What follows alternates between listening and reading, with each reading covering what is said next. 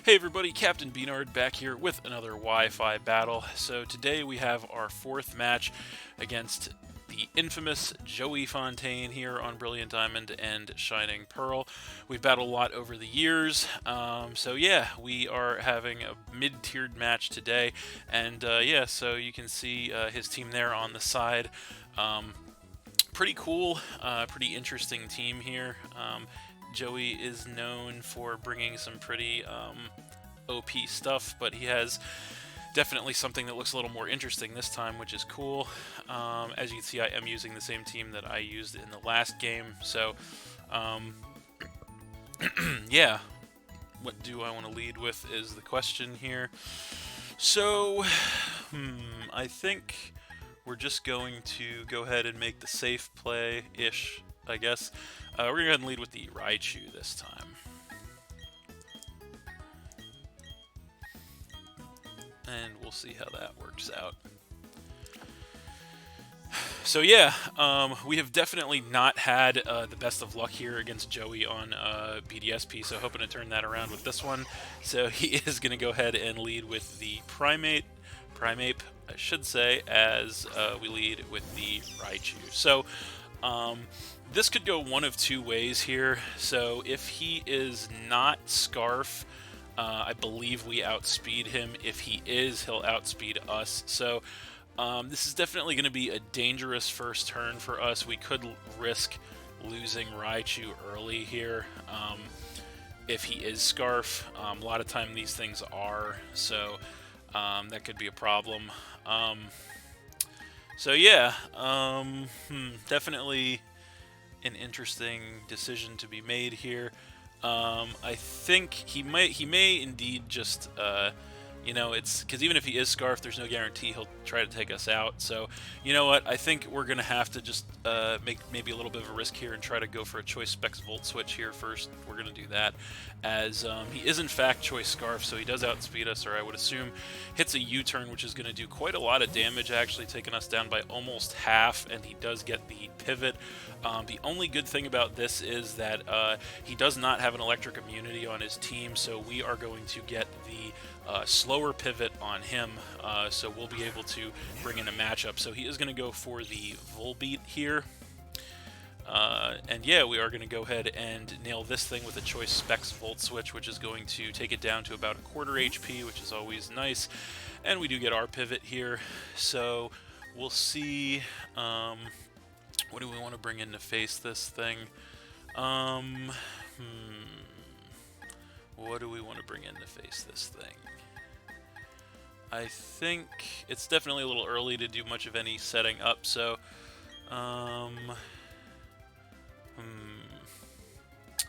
this is a good question, actually. You know what? I think it's just going to be the Registeel, actually. So we're going to go ahead and come in with that. And yeah, so this thing is packing Prankster, so who knows what he could want to do here. Definitely has some options. I think we're going to go ahead and attempt to throw a Stealth Rock up, as he is actually not going to want to stay in on this matchup. He's going to go ahead and switch directly into his Slowking. So that is definitely not a Pokemon we can do a lot to with the Registeel, so getting the Stealth Rock up is definitely good for us. So yeah, got the Hazard up, and so yeah, we're definitely not going to want to stay in on this matchup here. Unfortunately, we really don't have a lot to switch into a Slowking. That's kind of the problem with this particular situation. Yeah, that is kind of the one thing that this team greatly lacks, a response to strong water type. So yeah, I think yeah, so he could very well go for the water move. I think, all things considered, the best thing we can do here is go ahead and switch directly into our Pokemon God. That is going to be the Bibarel, of course. So busting it out a little early, and we'll see what he wants to do. It's going to be a Future Sight, so that's kind of interesting. So yeah, he's going to hit an attack on us at some point in the future, so a couple turns away. So given that, we probably don't want to let barrel take that hit, so we're probably not going to want to stay in too long, so we're not going to Swords Dance just yet. I think we're just going to go ahead and fire off a crunch here. And yeah, we do outspeed, so we hit a crunch on this thing, which is going to take him down by about a third, which is pretty decent damage. He's going to go for a Scald in return, hoping for a burn, I assume, or maybe predicting a switch. Doesn't do a lot of damage, and he does not get the burn, so that is definitely good news for us, as we are going to regain some HP with the leftovers. Looks like he's also going to regain some HP with the leftovers. So, we definitely don't want to stay in this turn, because I believe this is the turn that the Future Sight attack is going to resolve. So we're pretty much just going to bring Registeel in here for no greater purpose than we don't have anything else that we really want to take the Future Sight. So yeah, I'm going to go ahead and come in with Registeel and see what he wants to do. He actually stays in and Scalds again, so that's interesting. Going to get some chip damage on us, and we do take the Future Sight attack as well, so that's not going to do too much of anything to Registeel, which is good news, obviously. And then we are going to regain some HP with the leftovers, as he will also regain some HP with his leftovers. So this is kind of a standstill here. We're pretty much just like waiting for him to burn something with a Scald. That's kind of where we are right now. So I don't think, unfortunately, we do have some Pokemon that would actually be kind of nice against this thing, but really won't appreciate switching into a Scald, unfortunately. So yeah, we're in a little bit of a position here. I think what we're going to do here is we're actually just going to go ahead and fire off an Earthquake, see how much damage that does. It is Slowking, so it should be more specially defensive, and even so, that does practically nothing to this thing, as he's actually going to go for a Flamethrower this time around. So that's not going to do a whole lot to us, actually. We are max HP, but he gets the burn. So that is pretty unfortunate there. That is going to make our Registeel pretty useless, as if it wasn't useless enough against this thing. So yeah, that's really bad. We both get some HP back with leftovers, and we are going to take some burn damage. So Registeel at this point actually going to not be very useful. Again, it is unfortunate because we really don't have a switch into the Slowking, which just sucks. So yeah, I mean, I guess we could try to flinch this thing with an Iron Head. Or we could, I mean, we really don't have a switch, so you know what, I think we're just going to try to flinch this thing with an Iron Head, see where that gets us. So we're going to go for it. Does virtually no damage to this thing, and we do actually get the flinch though, so there's a wasted turn, because that did so little damage that he'll probably heal the exact amount that he lost, if not a little bit more, with the leftovers. So that is pretty unfortunate, as we are then going to take the burn damage. So we're not going to get ahead of this thing, no matter what we do, honestly. So yeah, I mean, it's kind of unfortunate. We do have some potential switch-ins, but nothing that really takes moves very well. But I think, honestly, the best thing we can do is probably just go back to the barrel and hope that he doesn't burn us, because we really can't win this war of attrition here. So we are going to switch back to the barrel, and yeah, he's going to go Future Sight again, so that's not good, obviously. We do get in for free though, so that's good, and then we get some HP back with the leftovers, which is nice. But again, that means, unfortunately, we're not going to be able to stay in on this thing very long, because we don't want to take that big hit with the barrel. So again, knowing that, I think the best thing we can do is just crunch again here on this thing. So that's what we're going to do. And the crunch is going to knock this thing to about a quarter, which is nice. He's going to go Scald in return and chip us down a little bit. And thankfully, no burn again. So that is very thankful at this point for us. So we are going to get another turn of leftovers recovery each, with the barrel and the Slowking. So again, we're going to have to bring something in to take a Future Sight, and unfortunately, Registeel just looks like the poor victim again at this stage. We really just need something to go down so we can get a clean switch against this thing, and yeah, Registeel is going to have to be it. Unfortunately, it is burned. Can't do much with it at this point, low HP. He's actually going to withdraw the Slowking though, wanting to get that regenerator up, no doubt. So he is going to switch in with the Primeape, and going to take a little bit of stealth rock damage there, and then the future sight attack is going to hit the Registeel again, but not going to do too much damage to us, fortunately, as we are going to get some HP back there with the leftovers. So we're going to take the burn damage, lose that HP right back. So there's really no point in switching here. I guess the best thing we can, I mean, he could very well just go right back to the Slowking, so we're just going to click Earthquake here. And see what he wants to do, and he is indeed just going to U-turn again. It is not quite enough to take the Registeel out, though. At this point, we're just kind of hoping for Registeel to be put out of its misery, quite honestly, but no, he's going to pivot out with the Primate again, and we'll see what he wants to bring back in. It is going to be the Slowking again, so that is unfortunate. Looking much healthier thanks to the Regenerator. He is going to take the Stealth Rock, which is something, as we do Earthquake this thing, and that will chip it down a little bit, which is something. And then we're going to go through more time wasting here with more leftovers, recovery, and bird damage resolving. So yeah, again, at this rate, we really just need a clean switch into this thing. That's really what we need right now. So we're just going to stay in an Earthquake, trying to get any more bit of chip damage against this thing we can. Actually kind of hoping he takes us out here. So not going to do much, of course, being burned. He's going to Future Sight again, so that's kind of bad for us. So we are going to get the HP back with the leftovers, and we're going to go through this whole rigmarole once more. So the only bad thing, or the bad thing about this situation is we probably can't take another Flamethrower from this thing, and we also can't switch out because we don't want to get anything else to take the Future Sight. So bottom line, unfortunately, is something else is probably going to have to take the Future Sight, but there's not much we can do about that, so we're just going to Earthquake again here. Really just looking for any bit of chip damage we can get on this thing before we go down. And again, I'm not going to do too much being burned.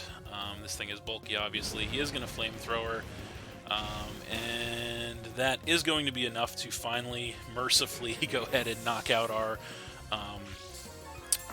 Registeel and knock us down to 5. So he does get more HP back to leftovers there, unfortunately, but the only good thing is we finally get the clean switch we've been looking for, and so we get to bring in our Raichu once more, and so we can freely fire off another Choice Specs Volt Switch here, which is exactly what we need to do in this situation. If he stays in, he'll go down for sure, and he actually does stay in, so that Choice Specs Volt Switch will be enough from that range for sure to get rid of that Slowking and knock him down to 5. And then we do get the pivot. So the only thing we have to keep in mind here is whatever we pivot into is going to have to take the Future Sight. So unfortunately, that is going to have to be Clay Doll here, because nothing else is really fit to handle that. So we're going to come in with that, and yeah, we're going to absorb the Future Sight relatively well.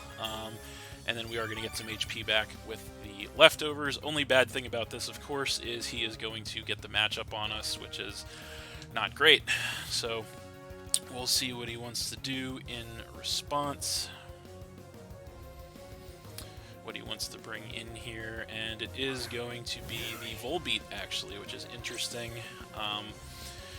So he is going to take the Stealth Rock damage, and he is going to survive the Stealth Rock damage, which is pretty unfortunate. I was really hoping that that Stealth Rock would take him out there, but not quite. So we have a little bit of a choice to make. I'm not 100% sure what this thing wants to do here.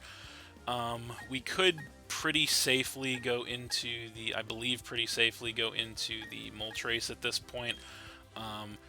So I think, I mean, we could, theoretically, we could take this thing out, but we don't really know what he's planning.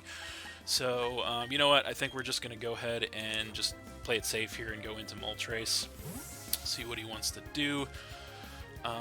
So yeah, there it is, and he is going to go for a Rain Dance, so that's kind of interesting. I guess we probably should have anticipated that, since it does in fact look like he has some form of Rain Team, or he definitely has some Pokemon that do benefit from the rain. So yeah, now we have a little bit of a decision on our hands to make, as our team does not handle rain very well. So we have to think about how we want to handle this situation. We could take the Volbeat out, but if we do, that is going to allow him maximum rain turns, which wouldn't be great. So we might actually not want to take him out here, potentially, but we're going to have to make a decision pretty fast. So, you know what? I think we are going to... What do we want to... We're almost out of time. Alright. We're going to switch to B-Barrel here. So, yeah, we're going to choose to not take him out to try and maybe eat some rain turns here. We don't know what kind of set he's packing, but he's going to go for a Roost. Okay, that's interesting. So, yeah, he's going to go ahead and heal back up to about 2/3 health there. So yeah, not really sure what he's packing as far as attacks go, but we do get some HP back with the leftovers. So now I think it's time. We're not going to get a better opportunity than this in this game, I think. So we're going to go ahead and pop a Swords Dance off here. And he's going to go Bug Buzz. So he is going to hit us with that, and that's going to hit us down to about half health. We do get the Swords Dance in return to go ahead and get a +4 special attack via the simple ability there on the B-Barrel, which is of course exactly what we want, and then we get some HP back with the leftovers. So we could, I think what we're going to have to do here, because the thing is, B-Barrel's attack is just so damn low that I think, you know, it is risky.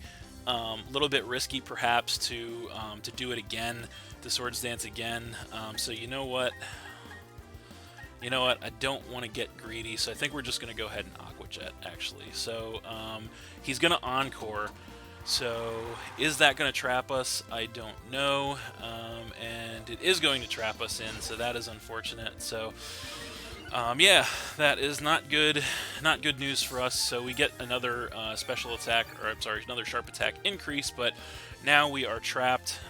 So that is not good news for us. The only good news is we do now know his full set. So knowing that, we know that there's no way that he can touch Moltres, so we're just going to go straight back into Moltres here, and he's actually going to switch himself, knowing that we're stuck into Encore, and he's going to switch to Exploud, so he's going to take some Stealth Rock damage here, and yeah, we're going to go ahead and switch to the Moltres. So I don't 100% know what this set is going to be, obviously.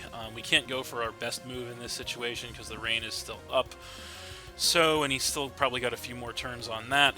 So, yeah. I don't think we really want to switch at this stage. I think the best thing we can do here is just go ahead and click Air Slash, so that's what we're going to do. And we do outspeed this thing, so we get an Air Slash off. And it is going to take this thing down a little below half. He doesn't get flinched. He goes Boom Burst in return. Probably Choice Specs. Actually, definitely Choice Specs. Because he's just going to go ahead and blow us away with that. And knock us down to 4. So that sucks. So that's definitely Choice Specs damage right there. Because we are max HP. And we are starting to run out of time. So that's not good. So yeah, going to go ahead and bust out the pincer now. Because that is what we have to do. And yeah, we're going to go ahead and, yeah, what do we want to do to this thing? We are Choice Scarf. I think the best shot is probably close combat, looking at what he has going on. We got to get knockouts here, so yeah, we're going to go for the close combat. And yeah, we definitely outspeed, obviously. I'm going to hit the close combat on this thing. And that is going to go ahead and get rid of the X-Cloud, thankfully. Going to drop our defenses in the process, but getting rid of the X-Cloud is good news, obviously. It's also going to triple our Moxie to give us that attack boost, which is nice. So yeah, I believe that ties us up at 4-4. So now he's going to come in with Kabutops, and herein lies the problem. So this is kind of what I was afraid of. He is going to take the Stealth Rock damage, but unfortunately the rain is still up, which means Swift Swim is going to be active. If I was more diligent of a player, I would have been counting these turns with the rain, but I'm not, unfortunately, so I don't know how many turns he has left with the rain, but I know time is running out. I think he might have like a couple turns left with the rain. I don't know. But yeah, I think he's definitely going to outspeed us, given the fact that the rain is still up. So I think the best thing we can do here is go ahead and go to barrel, actually. So that's what we're going to do. And we'll see what he wants to do. He's probably going to, well, we'll see. So there's the barrel, and he's going to liquidation. So in the rain, yeah, there's we actually do survive that with the resisted hit, so that's nice. And he takes some life orb damage. Rain is over. We have a minute left on the clock. So yeah, that is bad news. So yeah, I think we're going to try to play fast here. We're going to click Aqua Jet. And yeah, we're going to get an Aqua Jet on this thing. Not going to do much of any damage, as he's going to rapid spin to go ahead and take us out. And that is also going to get rid of our Stealth Rock, give him a speed increase, take some more damage. We have seconds left on the clock. That gives him the lead. I think the only thing we can do at this point is come in with Pincer. So that's what we're going to do. And it's all going to come down to this play here. I think the best shot we have is close combat, all things considered, so we're going to lock into close combat and go for that. And are we even going to get another turn? We're going to get one more turn, so we're going to hit a close combat on the Kabutops with seconds left on the clock to go ahead and knock it out. So yeah, that is going to take out the Kabutops, knocking him to 3, I believe, tripping the Moxie for an attack boost, not that it matters. And so, yeah, he's going to go ahead and send out Volbeat, and it's going to come down to, I think, who has more HP left in the tank, as I believe it's 3-3 tie, and we win. Okay, cool. So we are going to get a 3-3 victory there on a technicality against JoeyFontaine. That was a very intense match, obviously. Very close, very competitive, as they usually are. Between us, and once again we have a game with Joey that comes down to the timer, which is just the unfortunate reality of this awful 20-minute timer here on the last couple of games in Gen 8. So hopefully if anyone from Game Freak or from Pokemon is listening to this, for the love of God, give us 30 minutes on the competitive battle timer. Just 30 minutes, that's all we want. But yeah, still a great match nonetheless, and definitely good to finally get one back on Joey. As I mentioned at the top of this, definitely Joey has had our number on BDSP, as opposed to typically on the other Pokemon games. We go pretty even, if not get ahead of him a little on the win-loss record. So definitely good to take one back from him here, whether it be by hook or crook or timer or whatever. And actually kind of just want to mention actually a little bit of a poetic victory for us here, albeit a technicality, because Joey actually could have run the timer out. I have to give him props for not running the timer out at the end of the game, as he could have to get the victory. Similarly to the way that in our last game here on BDSP, I chose not to run the timer out on him. So I appreciate that reciprocity there of good sportsmanship with Joey. We always have a good time battling, and yeah, this was another intense one for the books. So yeah, that's it. Thanks for watching again, everybody. Hope you all enjoyed. Please hit that like button, leave a comment, and or subscribe if you did enjoy, and stay tuned for more new battles in the future. So that's it, and we'll see you next time.